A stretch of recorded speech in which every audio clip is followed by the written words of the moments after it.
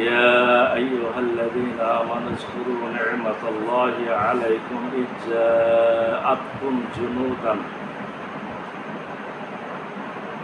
جنود فأرسلنا عليهم ريحا وجنودا لم تروها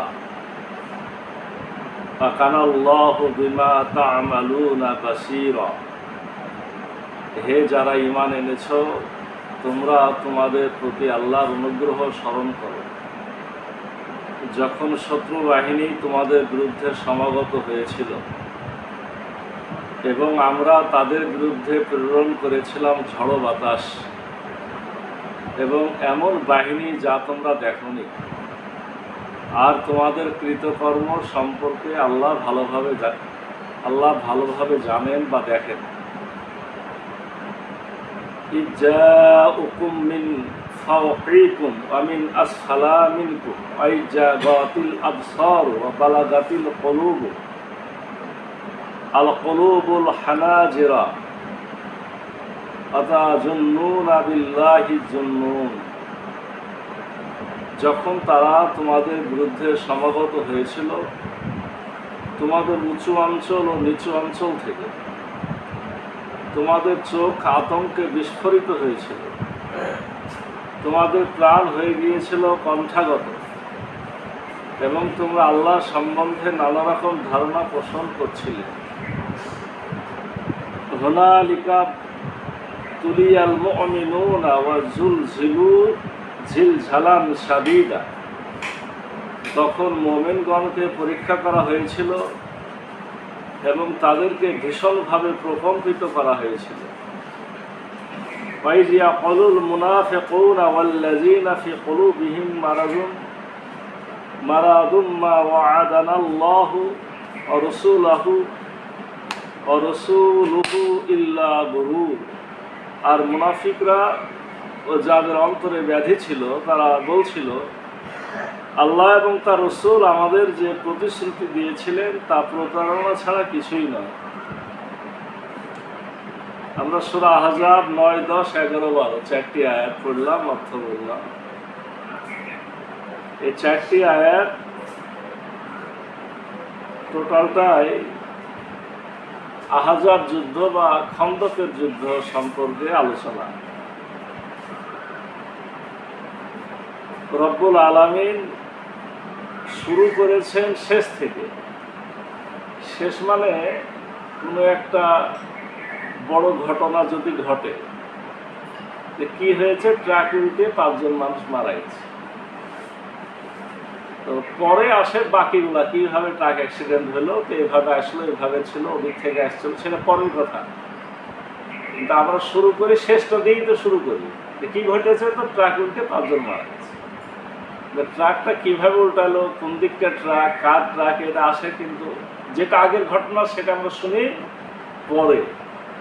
রব্বুল আলামিন এখানে যে 9 নম্বর আয়াত দিয়ে আহজাব যুদ্ধের ঘটনা, তো রব্বুল আলামিন শুরু করলেন শেষটা দিয়ে।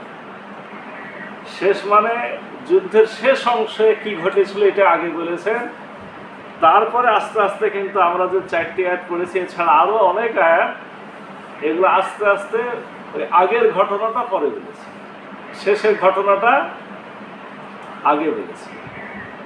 আল্লাহ প্রথমে কি বলছেন, হে যারা ঈমান এনেছো, তোমরা তোমাদের প্রতি আল্লাহর অনুগ্রহ স্মরণ করো যখন শত্রু বাহিনী তোমাদের বিরুদ্ধে সমাগত হয়েছিল এবং আমরা তাদের বিরুদ্ধে প্রেরণ করেছিলাম ঝড়ো বাতাস। তো সমাগত হয়েছিল শত্রু বাহিনী, সে সময় আমি আমার অনুগ্রহ দিয়েছি। সে অনুগ্রহটা কি ছিল, একটা ঝড়ো বাতাস ছিল। এই ঝড়ো বাতাসের ঘটনাটা কিন্তু সব পরে, প্রায় 1 মাস পরের ঘটনা, শেষের ঘটনা। এবং এমন বাহিনী যা তোমরা দেখোনি, আর তোমাদেরকে সাহায্য করেছি এমন বাহিনী দিয়ে যা তোমরা দেখোনি, আর তোমাদের কৃতকর্ম আল্লাহ ভালোভাবে দেখেন। তাহলে এই ঝড়ো বাতাসটা কি ছিল, কোন বাহিনী সাহাবায়ে কেরাম দেখলো না, এবং আল্লাহর অনুগ্রহটা কিভাবে এসেছিল, এই বিষয়গুলো আমাদের জানতে হবে, বুঝতে হবে। আহজাব যুদ্ধ আমরা বলেছি যে আল্লাহ রসুল সাল্লাল্লাহু আলাইহি ওয়াসাল্লামের বিরুদ্ধে বলতে পারেন কাফের বাহিনীর শেষ যুদ্ধ। কিভাবে শেষ যুদ্ধ? এই যুদ্ধের পর তারা আল্লাহ রসুলের উপর আক্রমণ করতে আসার আর সাহস করে। মানে এর আগ পর্যন্ত রসুলের উপরে তারাই বারবার আক্রমণ করতে এসেছে, বদর বলেন, উহুদ বলেন। এই যুদ্ধের পর আল্লাহ রসুল বলেছিলেন যে এখন থেকে আমরাই আক্রমণ করব, ওরা আর আসার সাহস পাবে। তার মানে এই যুদ্ধের পরে ওদের বাহাদুরিটা শেষ হয়েছে। আহজাব যুদ্ধের পরে ওদের বাহাদুরি শেষ হয়েছে। এই যুদ্ধের মূল হোতা ছিল ইহুদিরা। ইহুদি বলতে বনু নজির গোত্র। আমরা গতদিন বলেছি যে বনু নজির গোত্রকে আল্লাহ রসুল মদিনা থেকে বের করে দিয়েছিলেন। এই বনু নজির গোত্রের নেতা হুয়াই বিন আখতাব। এই হুয়াই বিন আখতাব হলো এই যুদ্ধের মূল হোতা। এই হুয়াই বিন আখতাব ইহুদি, আপনার মক্কায় গেল। মক্কায় যে কাফের মুশরিকদেরকে বুঝাইলো যে আমাদের প্রচুর অস্ত্র আছে, অনেক সৈন্য আছে, আপনারা আমাদেরকে সহযোগিতা করেন। মুহাম্মদকে আর বেশি বাড়তে দেওয়া যাবে না। যদি বাড়তে দেন তারা আপনাদের পর্যন্ত দখল করে নেবে। ইহুদিদের বুদ্ধি বেশি, তারা বুঝেছে যে আল্লাহ রসুল মক্কা জয় করবে। ইহুদিরা অনেক বুঝে, এখন পর্যন্ত বুঝে, কিন্তু বুঝে দেখলো লাভ হয় না। ওরা যেটা ভাবে সেটাই ঘটে। মাঝখানে শয়তান তাদেরকে অনেক দূর পর্যন্ত নিয়ে যায়। এটা বরাবর ইহুদিদের ইতিহাস। এই ইহুদি মক্কার কাফের মুশরিকদেরকে বুঝালো যে তাড়াতাড়ি মদিনা আক্রমণ করা লাগবে। যদি এদেরকে বেশি সুযোগ দেন, এই মুহাম্মদ গোটা আরব দখল করে নেবে। মক্কার কাফের মুশরিকরা বললো যে আচ্ছা, তোমরা তো আহলে কিতাব। আহলে কিতাব মানে তোমরা তো নবী মানো, কিতাব মানো। আর আমরা তো মক্কার কাফের মুশরিক, আমরা কিতাবও মানি না, নবীও মানি না। তো তুমি বলো তো যে মুহাম্মদ আমাদের থেকে ভালো না আমরাই মুহাম্মদ থেকে ভালো? ইহুদিরা কিন্তু খুব ভালো করে জানে যে আপনার মুহাম্মদ শুধু কাফের মুশরিক থেকে ভালো না, ইহুদি খ্রিস্টান দুনিয়াতে যত মানুষ আছে সবার থেকে শ্রেষ্ঠ। খুব ভালো করেই জানে। হুয়াই বিন আখতাব, এর আলাদা ইতিহাস আমরা পরে বলার চেষ্টা করব। একেবারে স্পষ্টভাবে জানত যে এটাই হলো শেষ নবী। সে সাক্ষীও দিয়েছে। আল্লাহ রসুল সাল্লাল্লাহু আলাইহি ওয়াসাল্লামের একজন স্ত্রী ছিল সাফিয়া রাদিয়াল্লাহু আনহা, তাদেরই সন্তান। তার সামনে তারা স্বীকার করেছে যে এটাই শেষ নবী। সাফিয়া বলছে আমি নিজে শুনেছি তার মুখে। অথচ তাদের হিংসার চোটে তারা আজকে মক্কায় গেছে। মক্কার লোকেরা বলছে যে মুহাম্মদ ভালো না আমরা ভালো? তো হুয়াই বিন আখতাব বলছে যে তোমরাই বেশি ভালো। টার্গেট কি? যাতে করে তাদেরকে যুদ্ধে আনা যায়। মক্কার কাফের মুশরিকরা রাজি হলো। তারপরে সে বনু আসাদ গোত্র, বনু গাতফান গোত্র, এরকম আরবে অনেক গোত্র আছে যারা যোদ্ধা, তাদের কাছে যে এইভাবেই বুঝাইল যে তোমরাকে হতে হবে, আমাকে সহযোগিতা করতে হবে। সবাই রাজি হল। প্রচুর বাহিনী, 10,000 সৈন্য। আর আল্লাহ রসুলের ছিল তখন মাত্র 3,000 সৈন্য। 10,000 সৈন্য এসে এই মদিনাকে ঘেরাও করেছিল। এটাই রব্বুল আলামিন বলছেন যে শত্রু বাহিনী তোমাদের বিরুদ্ধে সমাগত হয়েছিল। আমরা তাদের বিরুদ্ধে ঝড়ো বাতাস প্রেরণ করেছিলাম। ঝড়ো বাতাস কখন প্রেরণ করা হয়েছে? মাঝে অনেক ঘটনা ঘটেছে। খন্দক খনন করা হয়েছে, 3 মাইল লম্বা খন্দক। মানে মনে করেন না যে খন্দক মানে ছোট একটা গর্ত, এই লম্বায় ছিল 3 মাইল, 20 হাত চওড়া, 10 হাত গভীর। যাতে করে এটাকে নিয়ে এটা পার হয়ে আসতে না পারে। আল্লাহ রসুল খন্দক খনন করিয়েছেন সাহাবায়ে কেরামকে দিয়ে। এই খন্দক খনন করতে যেই আল্লাহ রসুল কিন্তু শুভ সংবাদ পেয়ে গেছেন যে ইসলাম বিজয়ী হবে, যুদ্ধে মুসলমানরা জয়ী হবে। ঘটনাটা কি ঘটেছিল? সালমান আল ফার্সি আল্লাহ রসুলের একজন সাহাবী, বিখ্যাত সাহাবী, ওনার পরামর্শে খন্দক খনন করা হয়েছিল। তো প্রত্যেক 10 জন লোকের জন্য আল্লাহ রসুল ভাগ করে দিয়েছিলেন।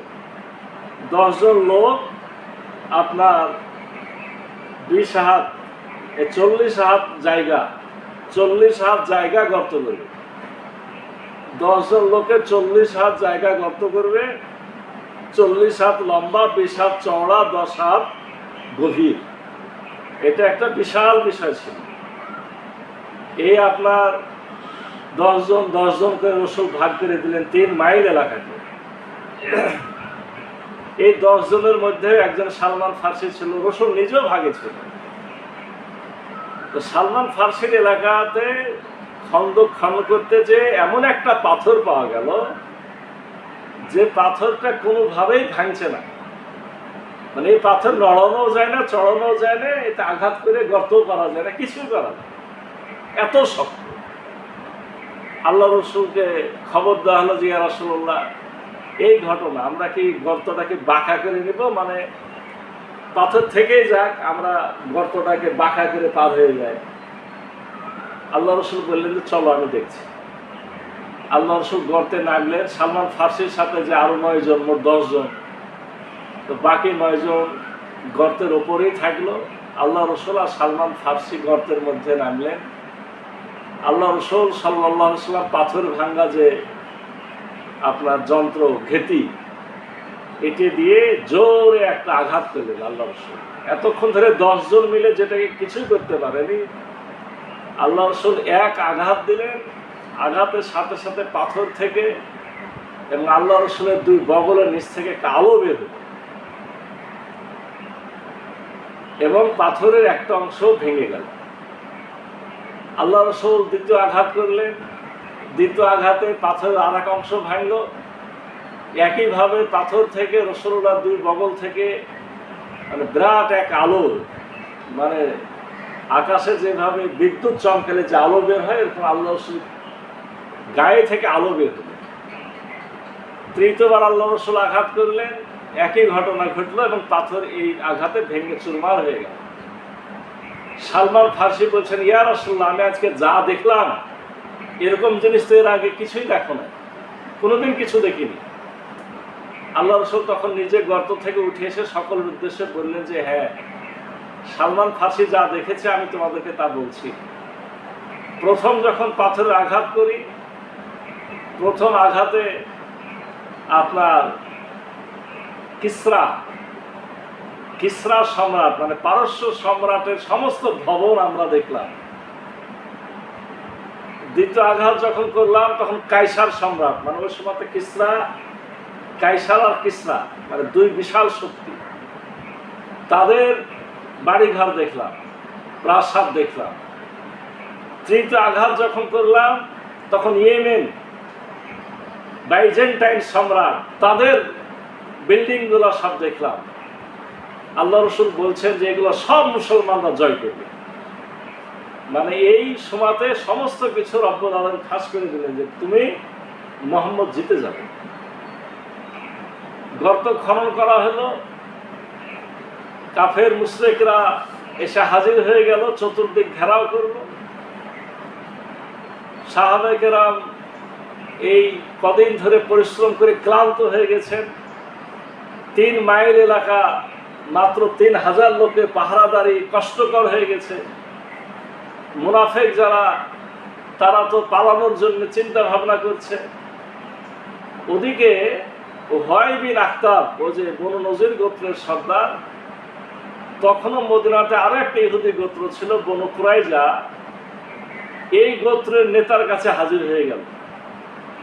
হাজির হলো কারণ ওরা ইহুদিরা তখনও মদিনাতে আছে, আল্লাহ রসুলের সাথে শান্তি চুক্তি করে ভালোই আছে।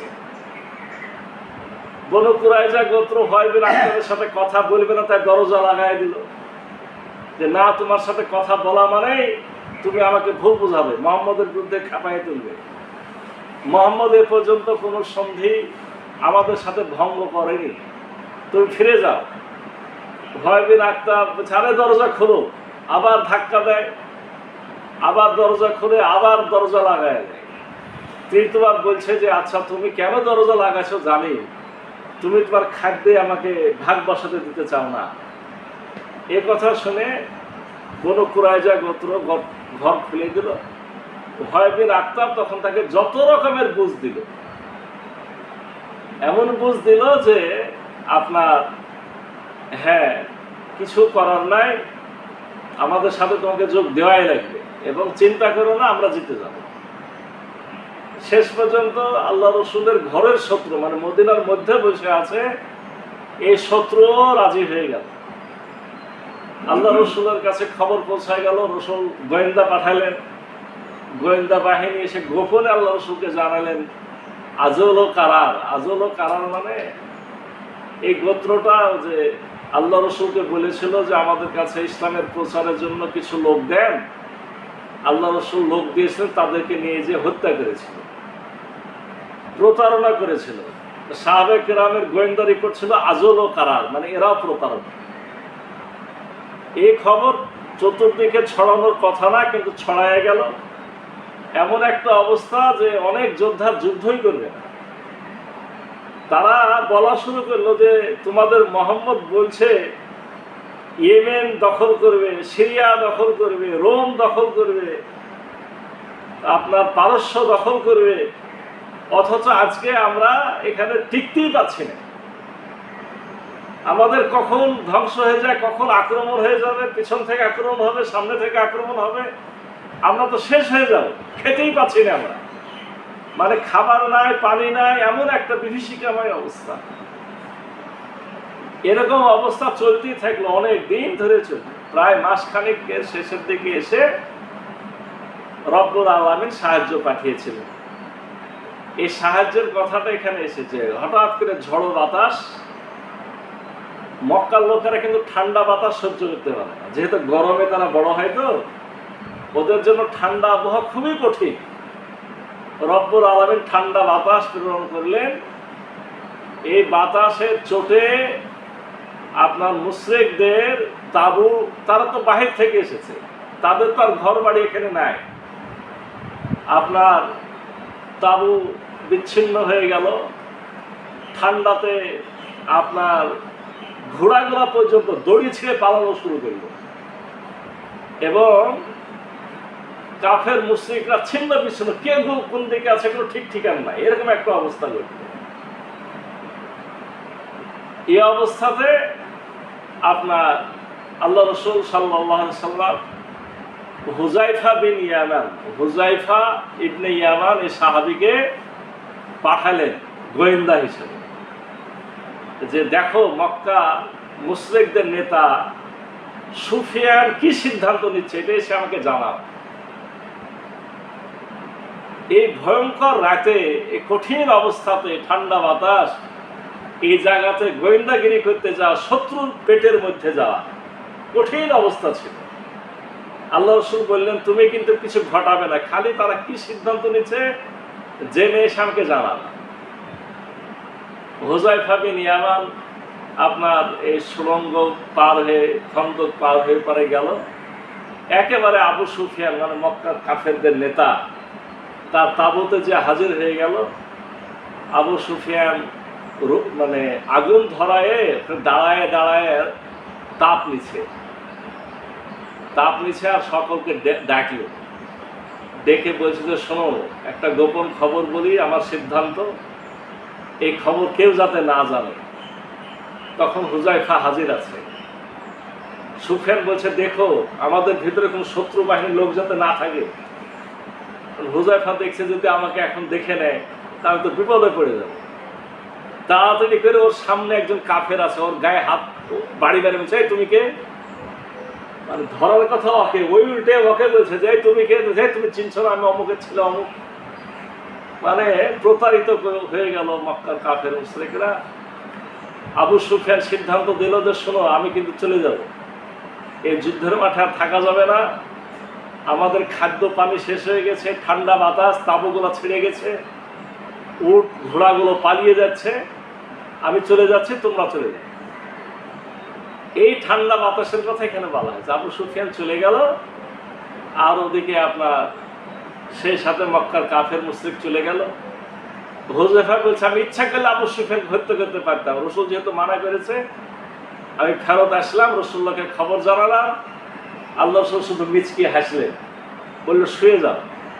তা আমি শুয়ে গেলাম, আল্লাহ রসুল পা লম্বা করে শুলেন, আমি রসুল্লাহ পায়ের দিকে শুলাম, রসুল্লাহ পা যেন আমার বুকে স্পর্শ করছিল। সকাল হলো, একটা শুভ সংবাদ হাজির হয়ে গেল যে মক্কার কাফের মুশরিকরা পালিয়ে গেছে, মুসলমানরা জয় পেয়েছে। রব্বুল আলামিন বলছেন যে আমরা তাদের বিরুদ্ধে প্রেরণ করেছিলাম ঝড়ো বাতাস, এটা আমার অনুগ্রহ, এবং এমন বাহিনী যা তোমরা দেখোনি। এই বাহিনী কে ছিল? বলা হয়েছে যখন প্রচন্ড ঝড় বাতাস শুরু হয়েছে, এই ঝড় বাতাসে আপনার চতুর্দিক থেকে একটা কিসের যেন আওয়াজ হচ্ছে। সে আওয়াজটা তাফসীরে লিখছে যে আওয়াজ কিছুই ছিল না, নারায়ে তাকবীর, আল্লাহু আকবার, ফেরেশতারা আওয়াজটা দিচ্ছিল। এটাতে কাফের মুশরিকদের ভয়ে আরো ভীতি জেগে গেছিল। আল্লাহ বলছেন যে এমন এমন বাহিনী পাঠিয়েছিলাম যা তোমরা দেখোনি, এই বাহিনী তোমরা দেখতে পাওনি, আর তোমাদের কৃতকর্ম আল্লাহ ভালোভাবে দেখেন। আল্লাহ পরের আয়াতে বলছেন যখন তারা তোমাদের বিরুদ্ধে সমাগত হয়েছিল উঁচু অঞ্চল এবং নিচু অঞ্চল থেকে, মদিনাকে ঘেরাও করেছে তারা দুই দিকে ভাগ হয়ে। নিচু অঞ্চল বলতে বলা হচ্ছে উহুদের পশ্চিম দিকটা ছিল নিচু, এই নিচু অঞ্চল দিয়ে ঢুকেছিল মক্কার বাহিনী, কুরাইশ এবং কেনানা। আর পূর্ব দিক ছিল উঁচু, এদিক থেকে ঢুকেছিল বনু আসাদ, গাতফান সহ আরো অনেকে। তারা এসেছিল উঁচু এবং নিচু অঞ্চল থেকে। তোমাদের চোখ আতঙ্কে বিস্ফোরিত হয়েছিল, মানে তোমরা মারাত্মক ভয় পেয়েছিলে, তোমাদের প্রাণ হয়ে গিয়েছিল কণ্ঠাগত, যান যেন গলার কাছে তোমাদের চলে এসেছিল। তোমরা আল্লাহ সম্বন্ধে নানা রকম ধারণা পোষণ করছিলে যে আল্লাহ জিতাবে না হারাবে, কি হবে না হবে, তোমাদের এরকম ভয় ভীতি এসেছিল। আমি এই সময় তোমাদের সাহায্য করেছি। তখন মুমিনদেরকে পরীক্ষা করা হয়েছিল এবং তাদেরকে ভীষণভাবে প্রকম্পিত করা হয়েছিল। মুমিনরা পরীক্ষার মধ্যে পড়ে গেছিল যে আমরা কি বিপদে পড়লাম, আমরা যুদ্ধের ময়দানে থাকবো কি থাকবো না, কিন্তু থাকতে হবে, এটাই তো আল্লাহর নির্দেশ। আর মুনাফিকরা যাদের অন্তরে ব্যাধি ছিল তারা বলছিল আল্লাহ এবং তার রাসূল আমাদের যে প্রতিশ্রুতি দিয়েছিলেন তা প্রতারণা ছাড়া কিছুই না। এই মুনাফিকরা হইচই বাঁধিয়ে দিয়েছিল যে আসলে মুহাম্মদ যেগুলো বলছে এগুলো প্রতারণা, আমরা সব হেরে যাব, কাফের মুশরিকরা আমরাকে কতল করবে, আর আমাদেরকে প্রতিশ্রুতি দেওয়া হয়েছে যে আমরা জিতে যাব। এটা মুহাম্মদ মিথ্যা কথা বলছে। বলা যে বনু হারেসা গোত্রের একজন নেতা তো দাঁড়ায় দাঁড়ায় চিৎকার দিয়েই কথাটা বলেছিল। বলেন তো যুদ্ধের ময়দানে যদি এরকম ঘটনা ঘটে কি একটা অবস্থা দাঁড়ায়, এক ভয়ঙ্কর অবস্থা দাঁড়ায়। কিন্তু মুনাফিক কাফের মুশরিক আপনার আরো একটা ষড়যন্ত্র তারা করেছিল, কিন্তু সেই ষড়যন্ত্রটা আল্লাহ রাসূল কৌশলে নষ্ট করেছিলেন। আজকে সময় হবে না ইনশাআল্লাহ এই কাফের এবং বিশেষ করে ইহুদিদের একটা বড় ষড়যন্ত্র ক্রাইজার, এই ষড়যন্ত্র কিভাবে নষ্ট হয়েছিল এটা আমরা কালকে বলবো। আজকে রব্বুল আলামিনের একটা বিরাট বিপদের সময়, মুসলমানদের বিপদের সময় এক বিরাট সাহায্য নিয়ে কিভাবে আল্লাহ রাসূল জিতেছিলেন শুধু সেই অংশটা আমরা সংক্ষিপ্ত রূপ বললাম। আল্লাহ রব্বুল আলামিন এইভাবে সাহায্য করেন। ইসলামের পথে কেউ যদি নেমে যায়, পিঠ যখন দেওয়ালে ঠেকে যায় কিন্তু ধৈর্য ধরে আল্লাহর পথে থেকে যায়, তখন আল্লাহ কিন্তু সাহায্য করেন। এই সাহায্য এখনো চালু আছে, মুসলমানরা যদি নিতে জানে তারা পাবে। আল্লাহ আমাদের বেশি বেশি কোরআন বোঝার, ইসলাম বোঝার এবং আল্লাহর সাহায্যে বিজয় লাভ করার মতো আমাদেরকে প্রস্তুতি নেওয়া